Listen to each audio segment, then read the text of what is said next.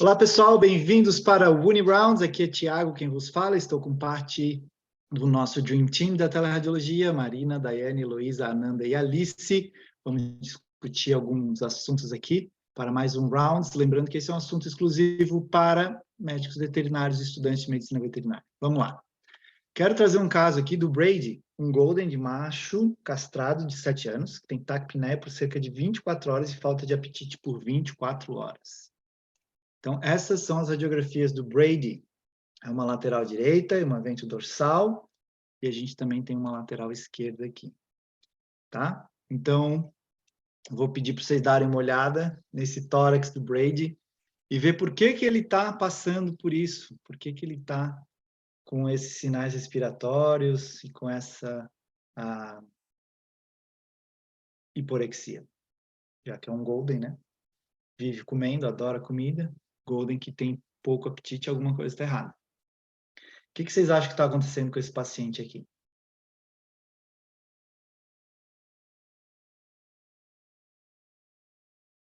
Vou deixar mais nessas incidências, porque acho que elas trazem mais informações, né?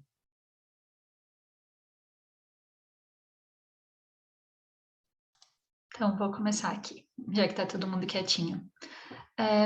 Nas incidências laterais, me chamou bastante atenção que tem um aumento ali na região peilar, desloca bem até a queia dorsal. Opa! Desloca bem até a queia dorsal, parece região de linfonodos, tanto talvez linfonodo mediastinal cranial também, e traqueobrônquicos. O pulmão me parece normal. Na incidência lateral, a gente não consegue definir tão bem por causa da sobreposição dessas áreas, mas na BD nada me chamou a atenção. Uhum. E o coração também me pareceu ok, então eu pensaria mais em um aumento desses linfonodos mesmo, e pelo histórico todo, pensando principalmente em linfoma. Top. Então, tu falou dos linfonodos mediastinais craniais, ficam aqui, traqueobrônquicos e supraesternal também, né? Tem alargamento mediastinal e é muito convincente que um dos diagnósticos diferenciais mais prováveis possa ser, então, uma neoplasia de células redondas, como o linfoma, né? A gente costuma falar linfoma porque é a mais comum, mas, por exemplo, uma outra neoplasia de células redondas, como, por exemplo, o mastocitoma, poderia também causar uma imagem parecida, né, se tivesse algum nódulo perto ali da região torácica, onde houvesse drenagem para esses linfonodos também. Interessante, beleza. Essa outra lateral traz informações que a gente já citou. Não tem uma hepatomegalia muito grande, né? Que não parece ter, a gente não consegue ver o fígado todo, mas não parece ter. Então, esse é o laudo daqui de Tufts, que a gente fez para esse caso. Laudo bem simples, bem direto ao ponto, uma conclusão também curta, linfadenopatia external, mediastinal, cranial e traqueobrônquia, provavelmente é o linfoma multicêntrico relatado. Ou seja, na história que eu não dei para vocês, já sabia que era linfoma, né? Por isso também que deixo o laudo mais curto, porque a gente já tem o diagnóstico, a gente não precisa falar de diagnósticos diferenciais, como já foi comentado antes. Mas o que eu quero trazer para vocês, além dessas informações que a gente já falou, é uma coisa que na minha rotina aí no Brasil, eu sentia muita falta. Até porque eu não trabalhei com um local que tinha um sistema integrado como a gente tem hoje, na nossa teleradiologia, onde a gente consegue buscar os controles dos nossos pacientes. E uma das regras da radiologia, que eu acho muito legal e concordo, é sempre que houver um exame prévio, compare com esse exame prévio. Lógico que, sei lá, é um cachorro idoso e ele fez um exame de tórax há 10 anos atrás.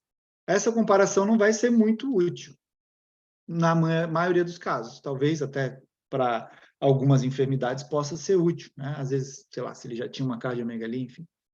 Lógico que as comparações para a veterinária, eu gosto de fazer um período aí de 5 anos. Eu acho que se é uma radiografia muito antiga, um exame muito antigo, às vezes não agrega muito valor para a comparação.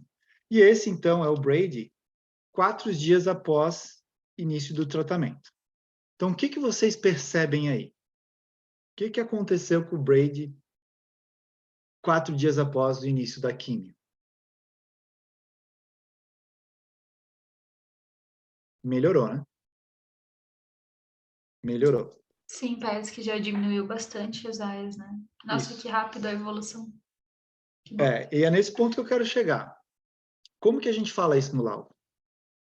Como que a gente vai falar isso no laudo? Porque hoje, no nosso sistema, a gente tem toda essa comparação disponível. Você digita o número do paciente lá, a identificação dele, você consegue pegar todos os exames dele. E a comparação é muito importante para a gente saber se a terapia está funcionando ou não. E isso a gente faz muito aqui em Tufts.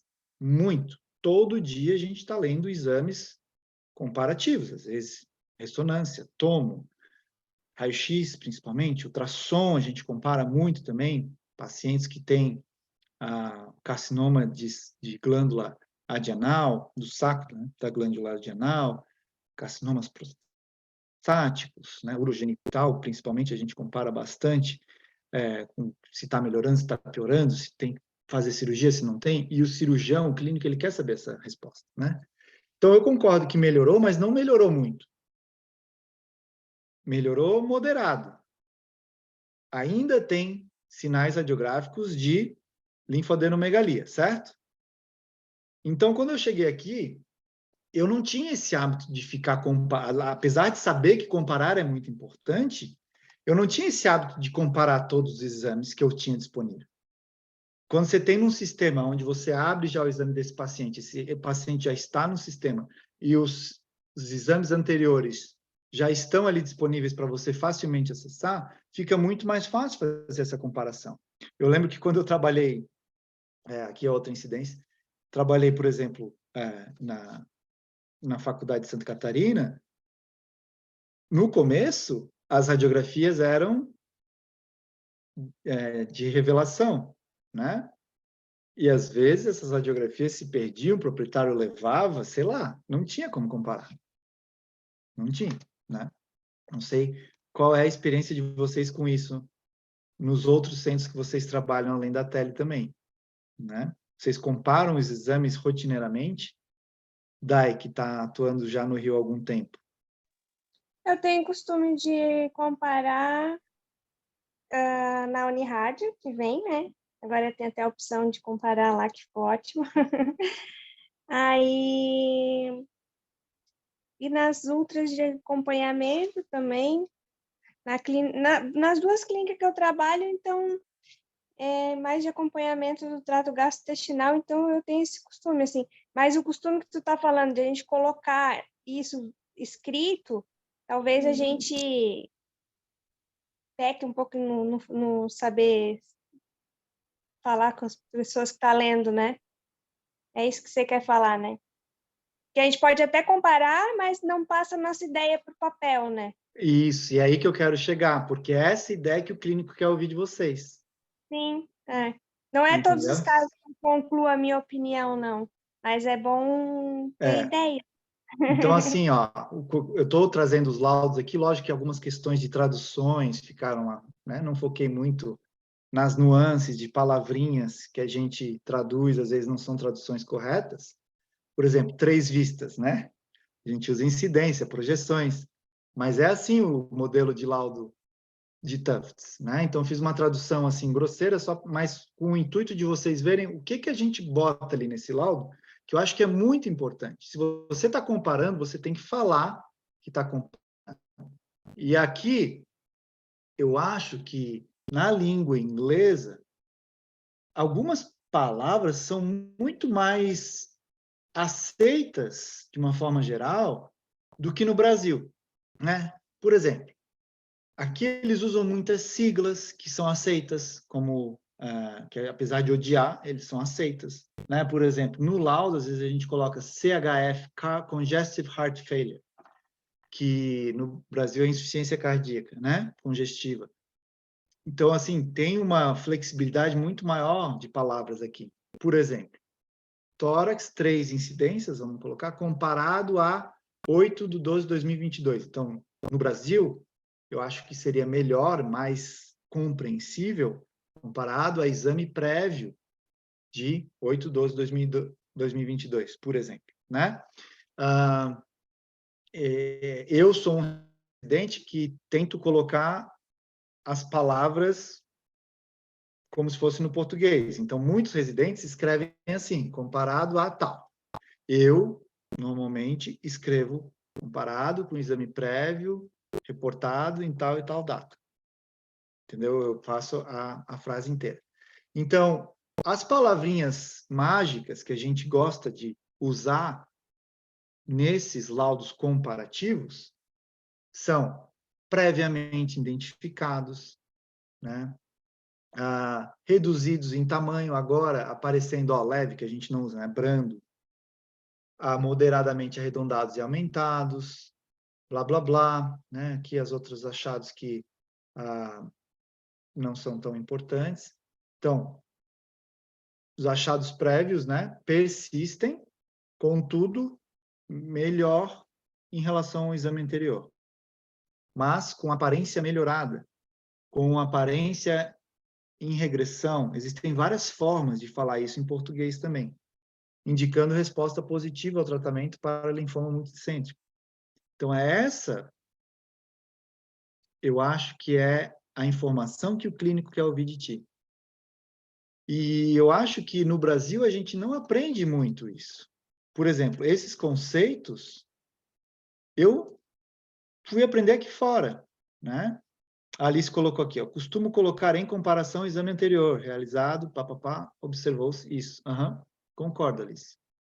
Então, eu acho que é muito importante a gente começar a se atentar bastante para isso, quando a gente for comparar, trazer a nossa opinião do que está acontecendo.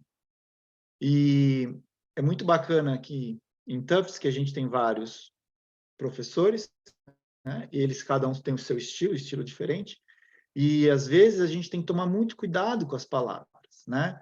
Porque uma das comparações muito comuns que a gente faz aqui é, por exemplo, massa em bexiga, né? Os carcinomas uroteliais.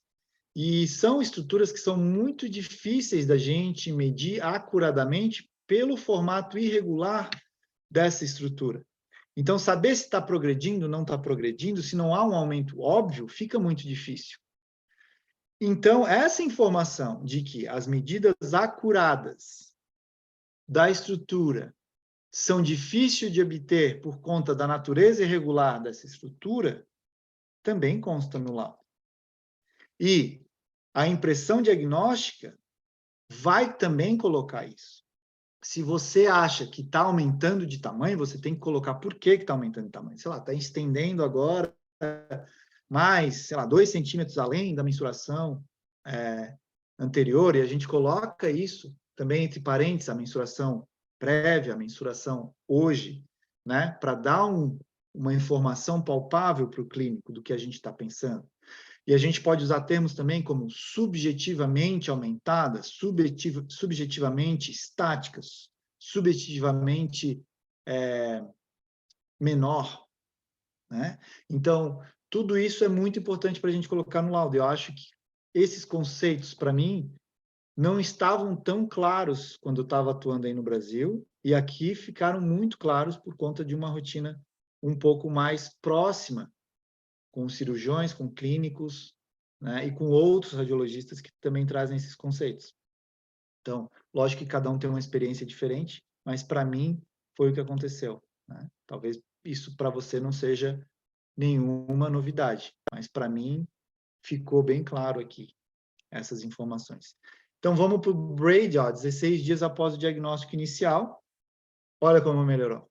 Zerou 2 semanas de tratamento, né? Tá? Muito melhor, muito melhor. Então, o laudo final, que talvez ele tenha até um aumentozinho cardíaco, né? Mas é um Golden, acho que passou isso aí. Não sei se eles comentaram, não. Vamos lá. Linfoadenopatia intertorácica acentuadamente melhorada, indicando maior resposta à terapia. Linfoadenopatia external residual leve. Daí falou um pouquinho da do abolamento cardíaco, né?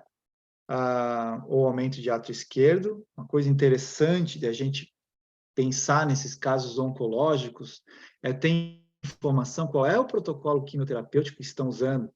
Lembrando que a doxorubicina, ela pode ser cardiotóxica. Então, se a gente tem algumas alterações muito evidentes da silhueta cardíaca, a gente tem que ficar atento a isso também, né? São todas essas nuances que a gente, na hora ali, tem que pensar para conseguir emitir um bom laudo para esse paciente, né?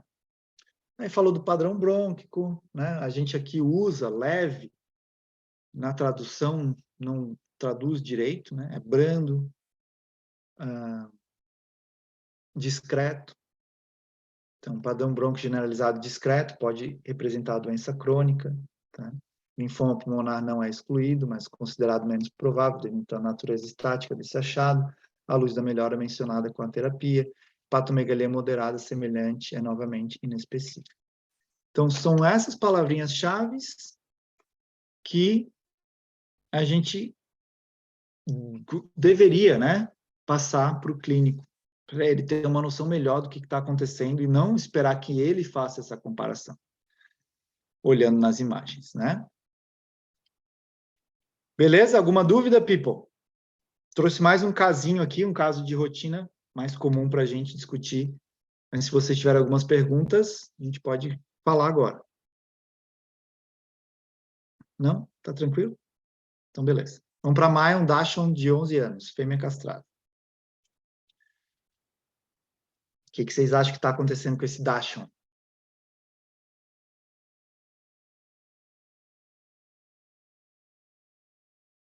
Então, incidência ventro-dorsal, lateral direita, e aqui tem uma lateral esquerda. É um Dachshund, Tekel, salsichinha, Cofap, vários nomes no Brasil. Aqui é só Dachshund.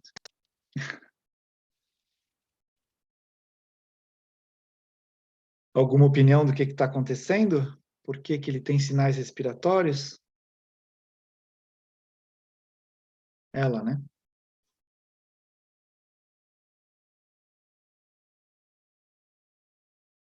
O que vocês acham?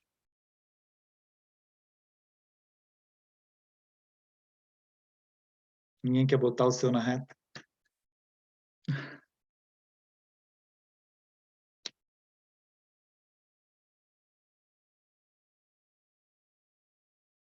Vamos lá, eu não vou falar, vou esperar algum de vocês falarem.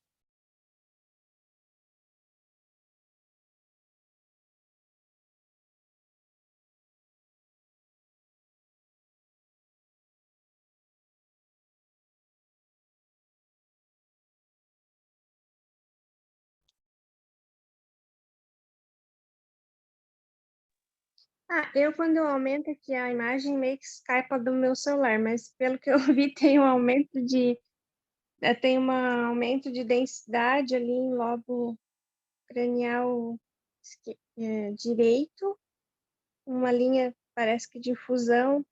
Caudal, né? Tu quis falar? Caudal, perdão. É que quando eu aumento aqui, some a imagem. E Coração tá normal? parece ter aumento ali, a silhueta dupla ali, cardíaca também no esquerdo. O problema para mim, eu tô no celular, quando eu aumento a imagem, ele fica, parece só um pedaço. Eu concordo contigo. Que tem Ali, aumento do átrio esquerdo ali e uma opacificação ali do lobo caudal direito com broncograma aéreo e parece uma linha de fusão, acho. A Alice concorda contigo, ela falou pelo chat aqui coisas bem parecidas. Beleza, conclusão desse caso, então. Esses são os achados, o que vocês acham que está acontecendo com esse paciente?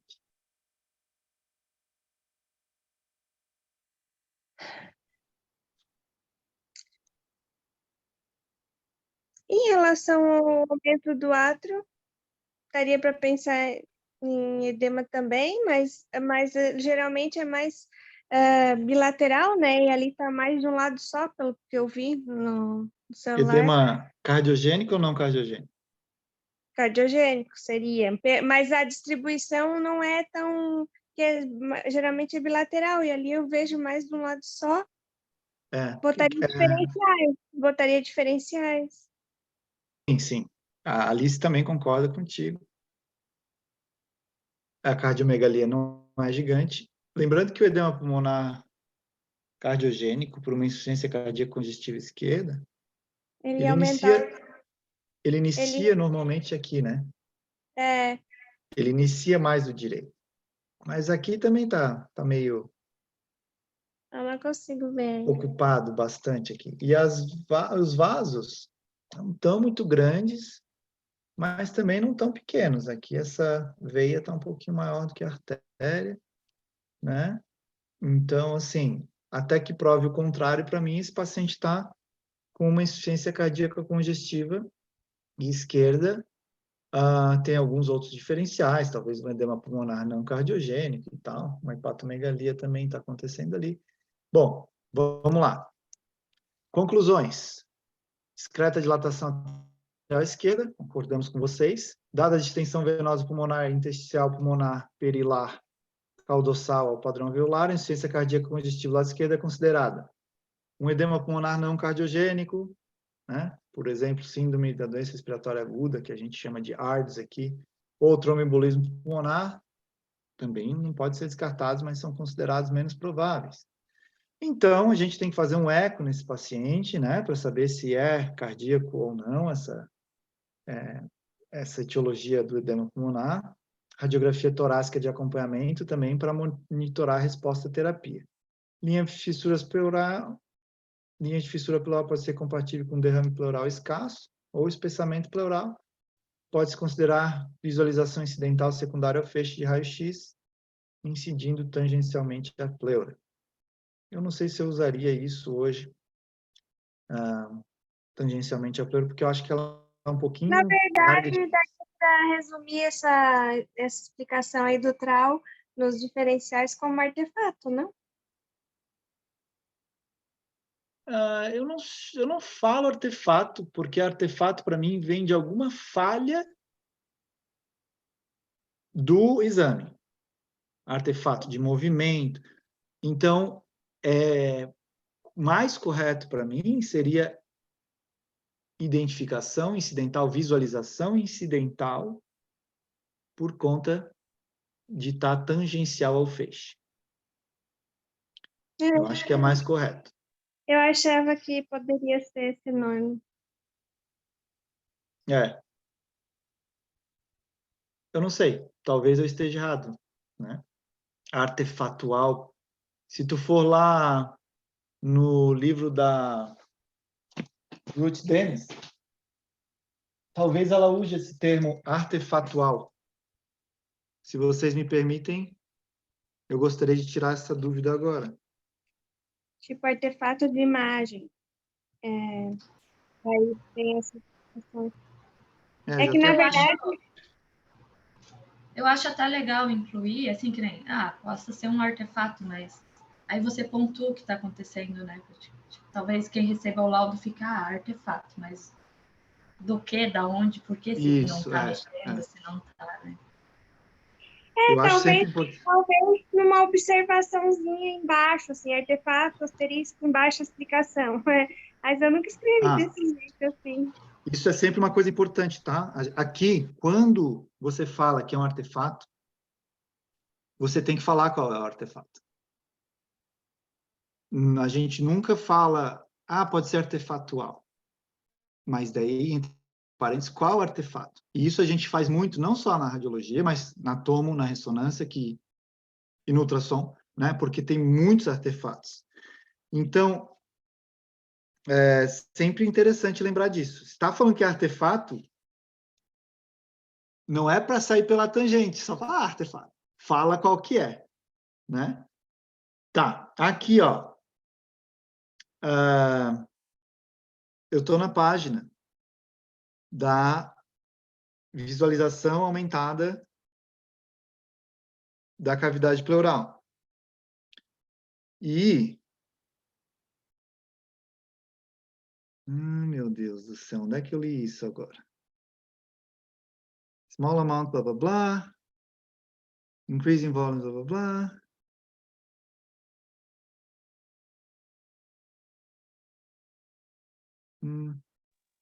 Tu tá com o livro de diferenciais ou neutral? Estou no livro de diferenciais.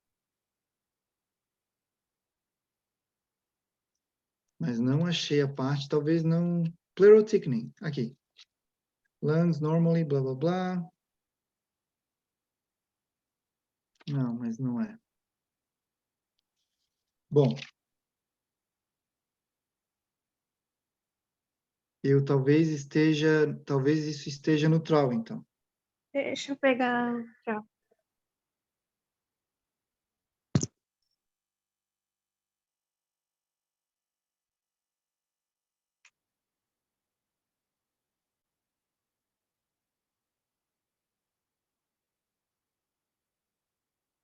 Increase opacity must be distinguished. 6:13. Vamos ver aqui.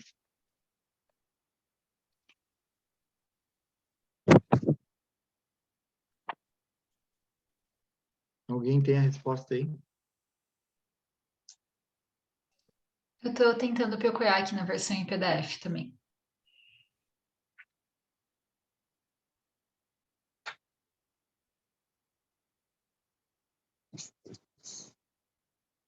Se tu digitar tangente, ó, talvez tu vai achar o termo que a gente quer. Porque eu tinha certeza que eu tinha lido isso aqui nesse livro, mas não estou achando exatamente aonde, infelizmente. Eu sei que eu li isso também, mas... Tá.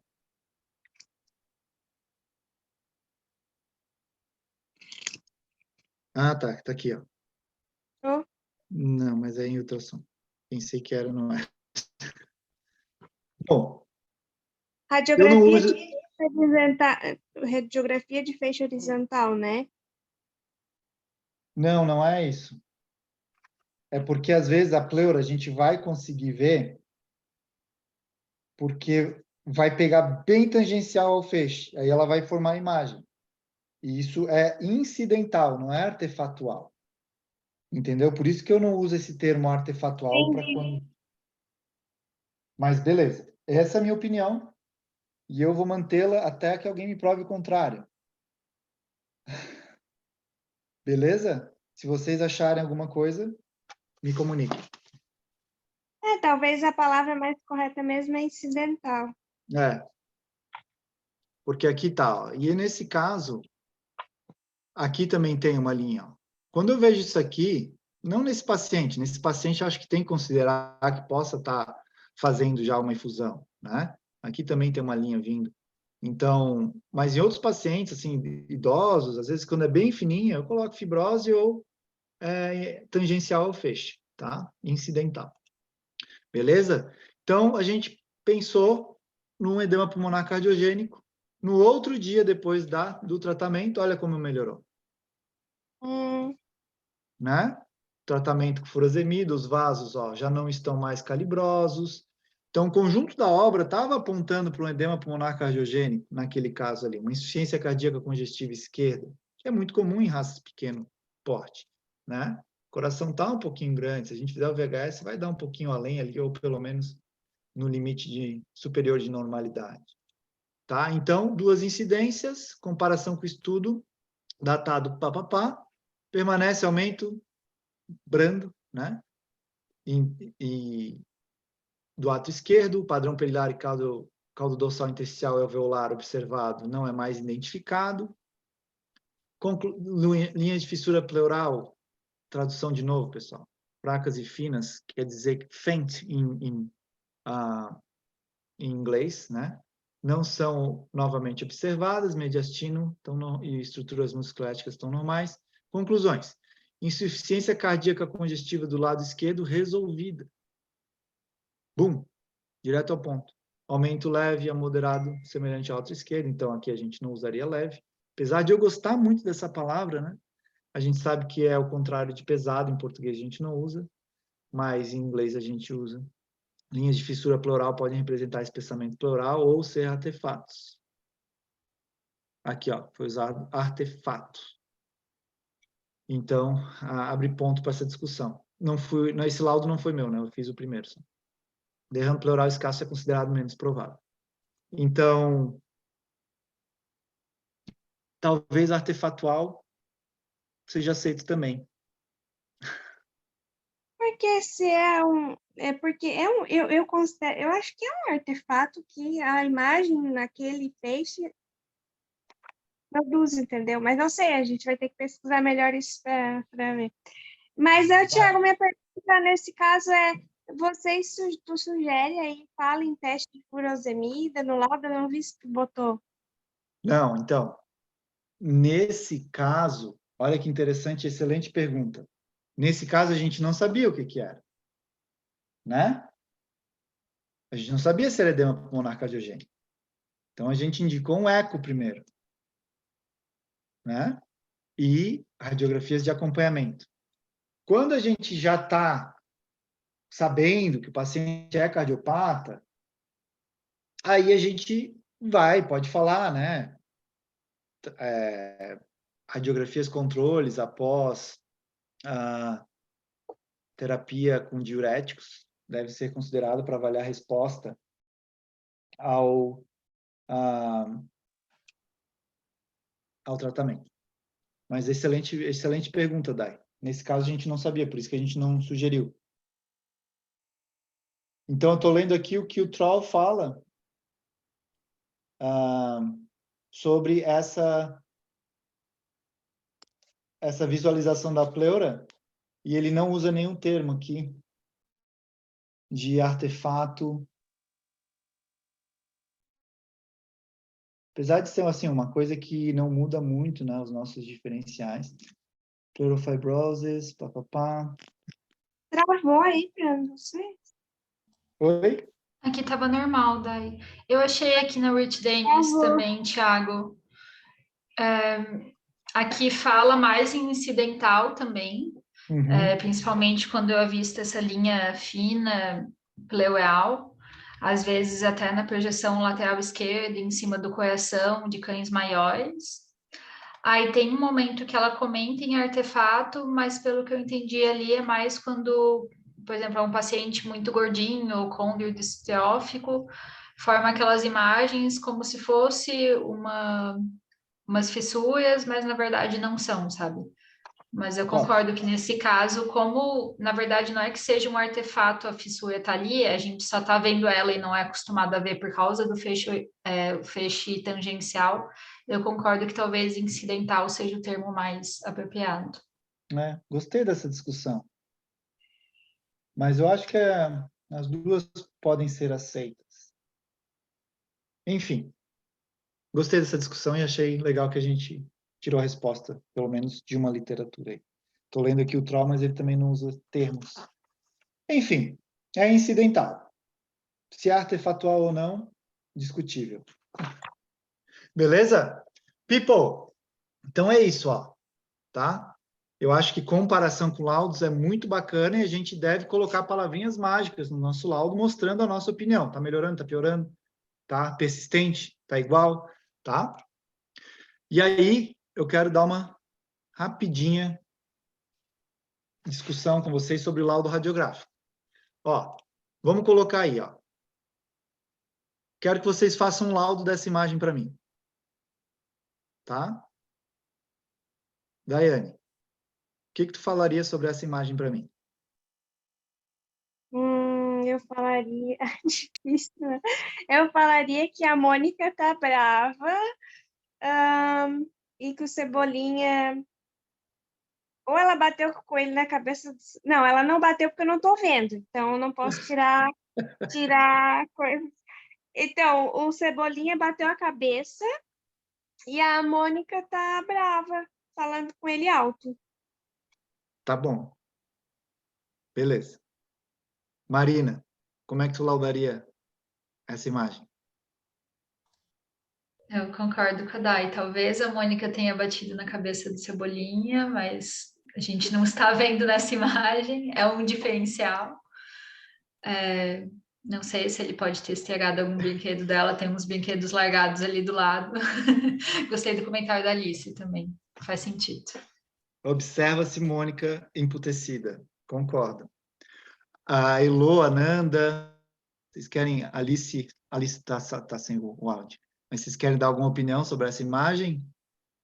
Como que vocês relatariam? Não pode descartar que ele caiu de skate. Isso aí. Fogo da Também. árvore. Ele tá de Fogo da árvore. ficar virado, É, tropeçou na bola, tem um monte de barro aí jogado. Sim. Ótimo. E é esse o nosso trabalho, quando a gente está avaliando uma imagem. Só que eu também não posso descartar que saiu um tatu do chão e bateu no Cebolinha.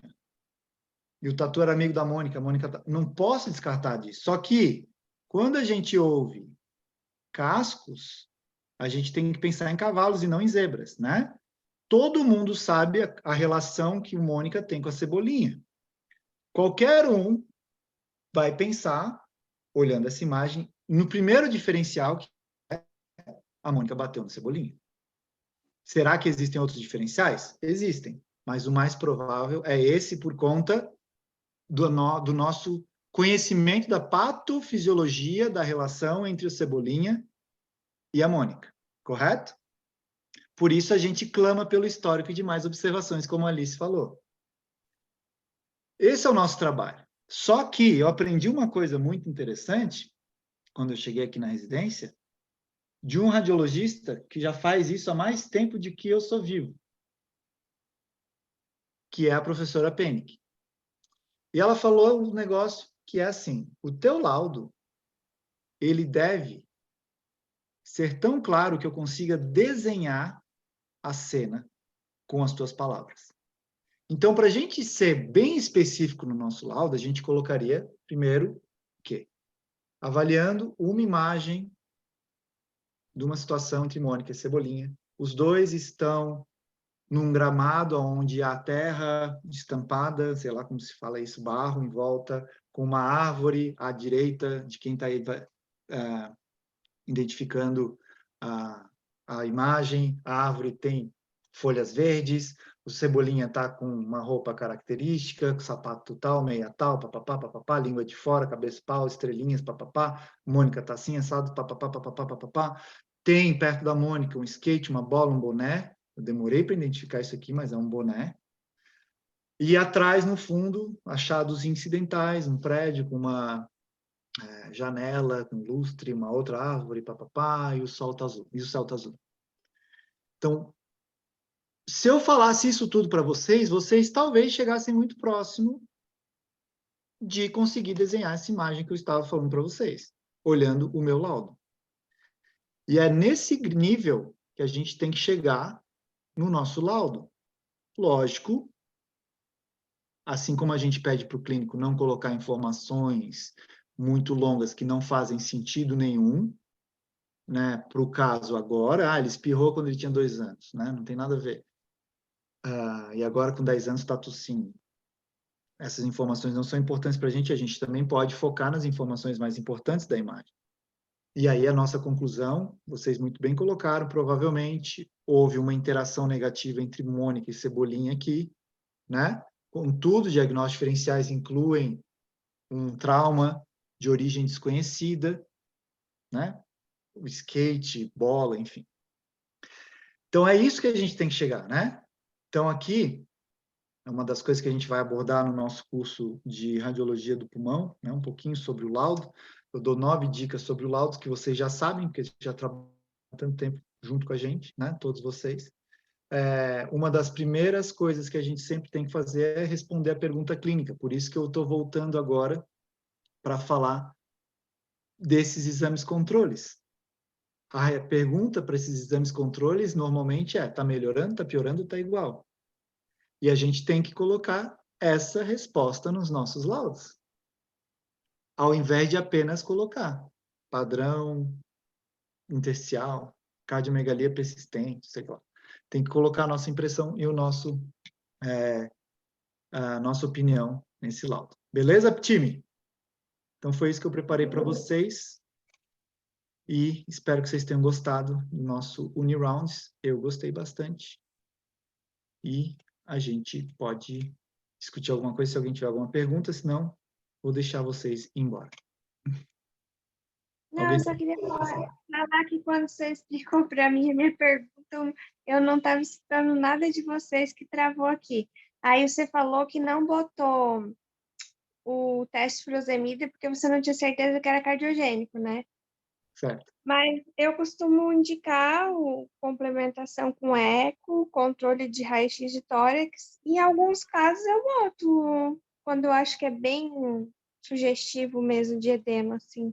Com certeza, Dai, eu acho que está certíssima. Nesse caso também acho que não estaria errado colocar. Eu acho que depende de cada caso, né? E eu acho que vale a pena colocar em alguns casos onde a tua suspeita é maior. Nesse caso, não sei porquê, não fomos muito para essa linha, mas não está errado colocar. Eu acho que isso é um dos nossos objetivos, né? Orientar bem a terapêutica também. E apesar de algumas pessoas não concordarem, né? Quando não estou muito certo, acho que a gente pode colocar uma palavrinha, uma frase mágica ali, de acordo com o critério clínico, né? Então, se tiver, ou até explicar melhor isso, colocar, se um sopro cardíaco for auscultado, né? Tal. Direcionar mais, né? Isso a gente coloca, às vezes, no laudo aqui. O Maurício Solano, ele gosta muito de fazer esse tipo de laudo, que é uma carta, né? Então, ele fala, se um sopro estiver presente, sopro cardíaco estiver presente, considere a cardiopatia como a principal causa do edema pulmonar cardiogênico. Então, uma insuficiência valvar mitral pode ser considerada, o teste furosemida, repetição de radiografias em 4 a 6 horas, associado com ecocardiograma após estabilização do paciente, deve ser considerado. Então, tudo isso pode ser comentado no teu laudo, se tu julgar necessário, e também, lógico, sempre dependendo da tua audiência, quem vai receber o teu laudo, né? Quem trabalha com teleradiologia, quanto melhor e mais explicado a gente conseguir colocar nos nossos laudos, melhor, porque é o nosso meio de comunicação principal, e a gente não sabe quem está recebendo, a gente não sabe se é um cardiologista ou se é um clínico geral que acabou de começar. Então, esse é um trabalho muito forte que é feito aqui nas empresas de teleradiologia. Eu sei porque conheço várias pessoas que trabalham com teleradiologia, aqui pela Antec, VetCT, enfim. E tudo que pode constar no laudo para ajudar o clínico cirurgião vai no laudo. Então, são laudos normalmente bem, assim, elaborados. Falei até demais. Por uma Sim, simples eu ia comentar quando eu estava fazendo estágio, eu vi uns laudos da AIDEX, porque alguns do hospital, como eles estão com um staff reduzido, iam para a AIDEX laudar também por tele, e eles botavam de sugestão no laudo até o tratamento, assim, em relação, tipo, tratar com essa medicação nessa dose. Eu fiquei, meu Deus.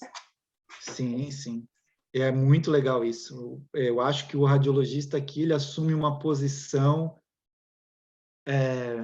de especialista mesmo, sabe?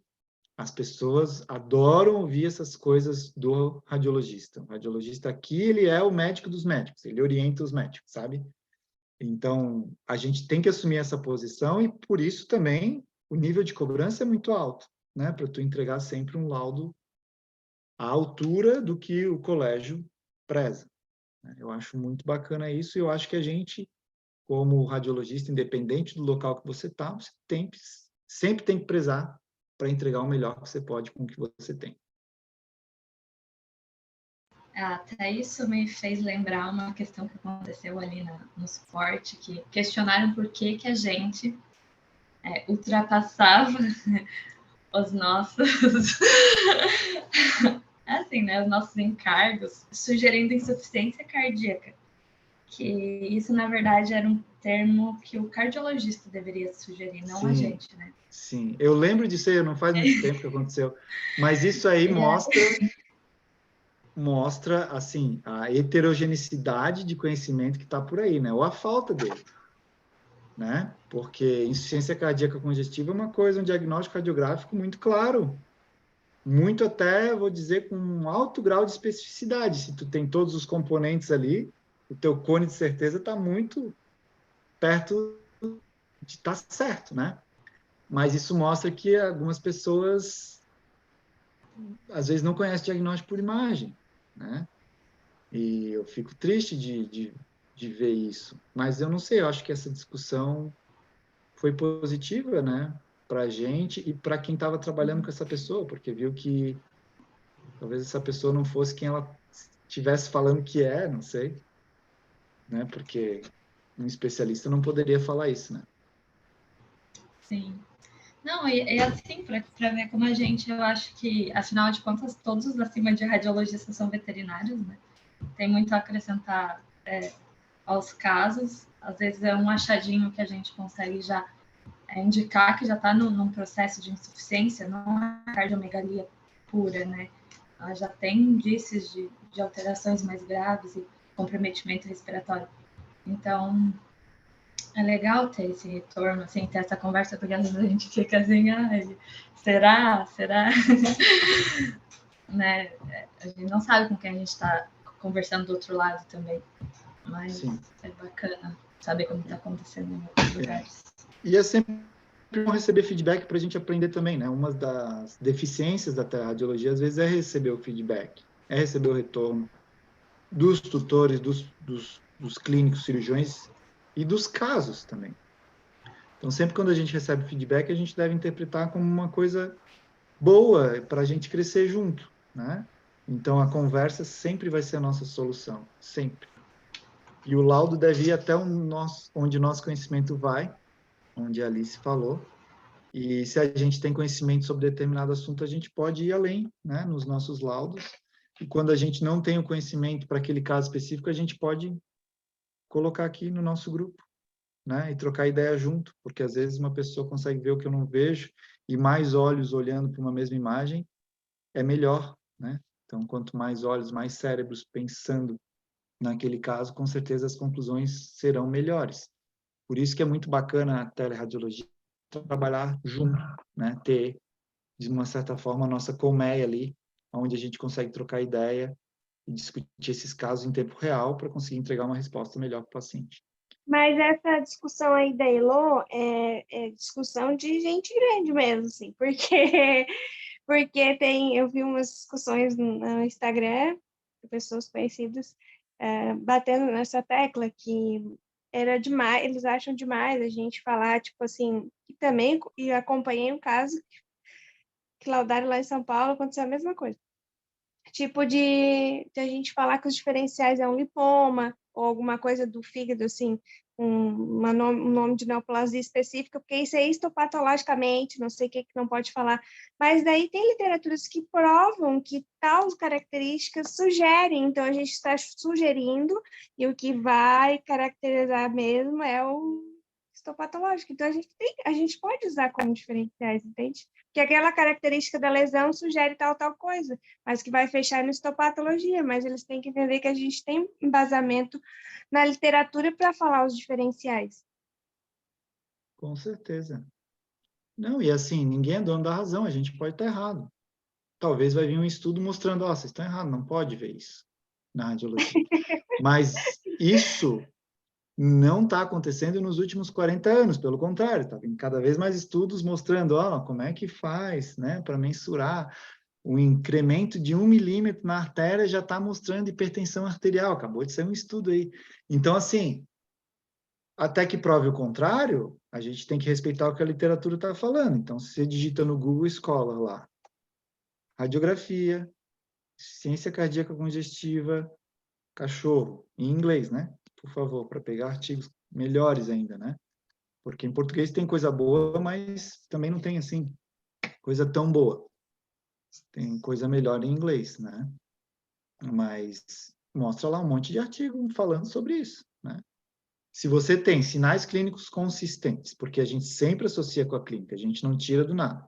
Se você tem sinais clínicos consistentes, coração grande, distribuição caudal dorsal do padrão intersticial alveolar e vasos grandes, até que prove o contrário, esse paciente está em insuficiência cardíaca congestiva esquerda, né? Até que prove o contrário. Enfim, essa discussão é muito boa, ninguém é dono da razão, a gente pode estar errado, pode vir alguma coisa derrubar tudo que a gente aprendeu até agora, Mas enquanto isso não acontece, a gente vai mantendo o que a gente pouco sabe, né? Certo, time? Então tá, obrigado para quem está assistindo essa discussão aqui, né? Ficou com a gente até agora. Encontro vocês no próximo Uniround. Espero que vocês tenham gostado. Deixe seu comentário, crítica, sugestão, que a gente vai atender com muito carinho, tá bom? Um abraço e até a próxima. Deixa eu terminar de gravar para a gente bater um papo aqui rapidinho.